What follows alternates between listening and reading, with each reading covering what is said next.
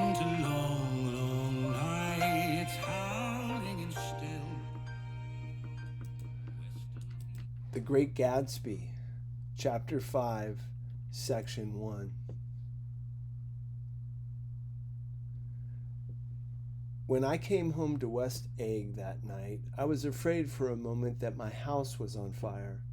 2 o'clock, and the whole corner of the peninsula was blazing with light, which fell unreal on the shrubbery and made thin, elongating glints upon the roadside wires.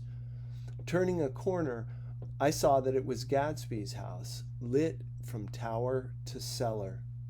At first, I thought it was another party, a wild rout that had resolved itself into hide-and-go-seek or sardines in the box, with all the house thrown open to the game.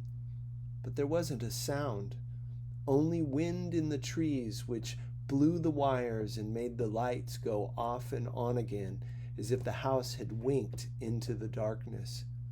As my taxi groaned away, I saw Gatsby walking toward me across his lawn. "Your place looks like the World's Fair," I said. "Does it?" He turned his eyes toward it absently. "I've been glancing into some of the rooms. Let's go to Coney Island, old sport, in my car."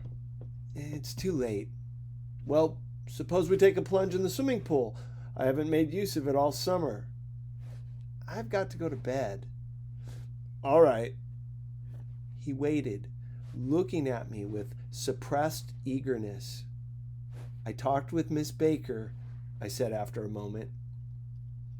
"I'm going to call up Daisy tomorrow and invite her over here to tea."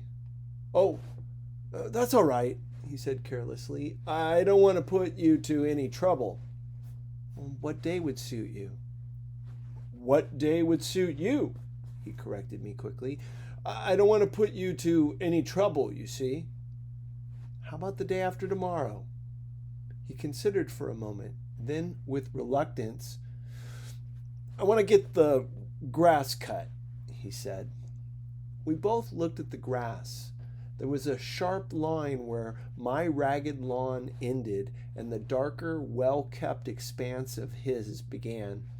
I suspected that he meant my grass. "There's another little thing," he said uncertainly and hesitated. "Would you rather put it off for a few days?" I asked. "Oh, it isn't about that.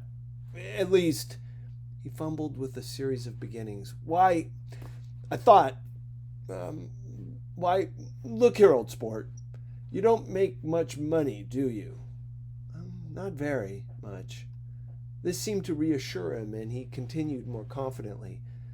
"I thought you didn't, if you'll pardon my... You see, I carry on a little side business on the side, a sort of sideline, you understand? And I thought that if you don't make very much, you're selling bonds, aren't you, old sport?" "Trying to." "Well, this would interest you. It wouldn't take up much of your time, and you might pick up a nice bit of money. It happens to be a rather confidential sort of thing." I realize now that under different circumstances, that conversation might have been one of the crises of my life. But because the offer was obviously and tactlessly for a service to be rendered, I had no choice except to cut him off there. "I've got my hands full," I said. "I'm much obliged, but I couldn't take on any more work."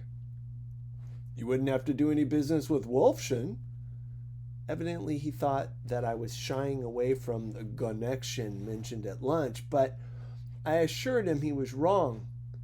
He waited a moment longer, hoping I'd begin a conversation, but I was too absorbed to be responsive, so he went unwillingly home. The evening had made me light-headed and happy.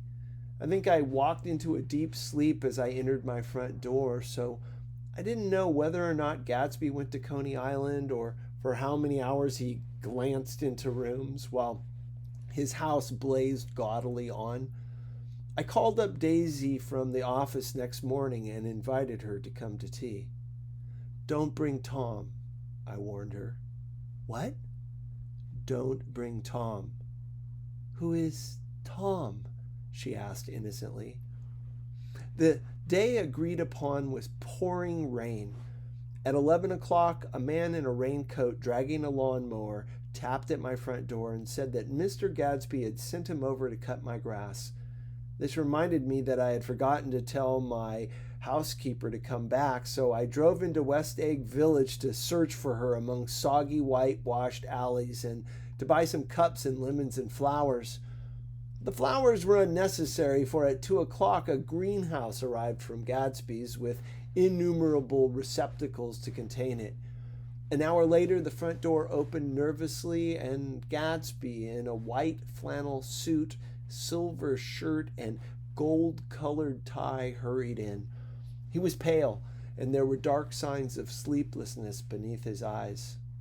"Is everything all right?" he asked immediately. "The grass looks fine, if that's what you mean."